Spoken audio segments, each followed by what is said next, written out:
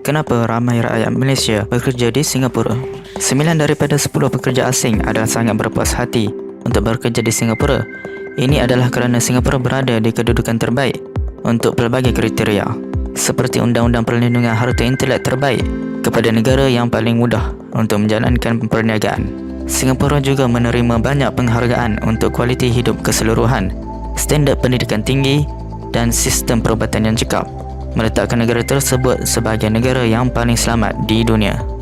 Jadi, apakah sebenarnya yang menjadikan City of Lions sebagai tempat yang sempurna untuk rakyat Malaysia memulakan kerjaya atau memindahkan perniagaan mereka di Singapura? Yang pertama, Singapura menduduki tempat kedua sebagai ekonomi paling global di dunia.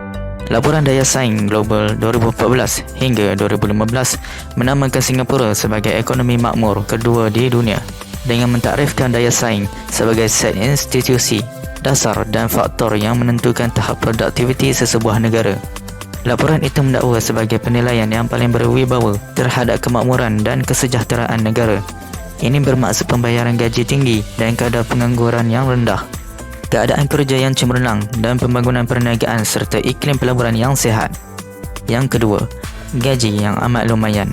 Memandangkan ekonomi sedang berkembang pesat, syarikat Singapura amat memerlukan khidmat pekerja dari luar negara, menawarkan gaji tinggi dan pakej faedah yang lumayan untuk menarik pekerja dan bakat berkemahiran tinggi. Dengan gaji median 3,500 Singapura dolar sebulan, jurutera perisian boleh memperoleh sehingga 72,000 Singapura dolar setiap tahun, manakala pekerja am biasanya menerima sekitar 80,000 Singapura dolar setahun. Menurut pay scale, guru sekolah rendah memperoleh sekitar 34,000 Singapura dolar setahun, dan jika bekerja sebagai pelayan sambilan akan membawa sekitar 1,100 Singapura dolar sebulan. Yang ketiga, mendapatkan permit kerja atau kediaman adalah sangat mudah.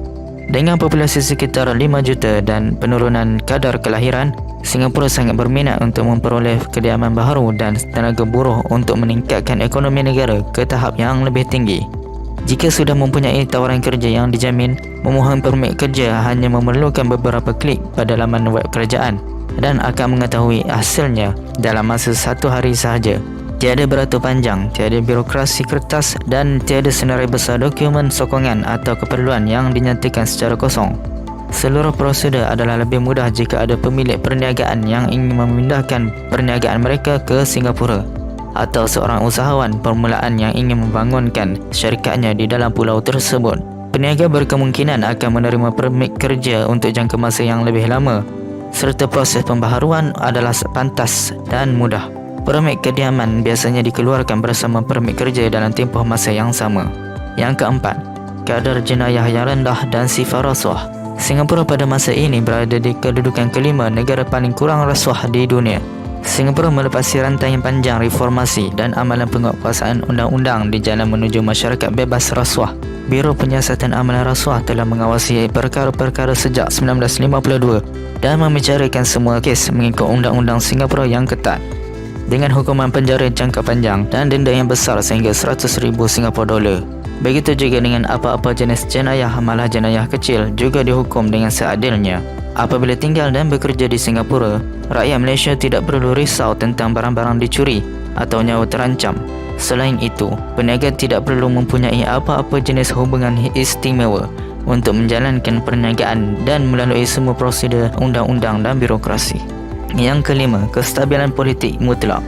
Jelas sekali, sebagai peniaga dan pekerja itu tidak wujud dalam ruang hampa dan terlalu bergantung pada dasar kerajaan dan pengumbalan undang-undang. Kerajaan Singapura terkenal kerana menjalankan dasar terbuka dan adil ke arah sentiasa memperkenalkan undang-undang baharu, pelepasan cukai dan peraturan untuk meningkatkan lagi persekitaran perniagaan negara.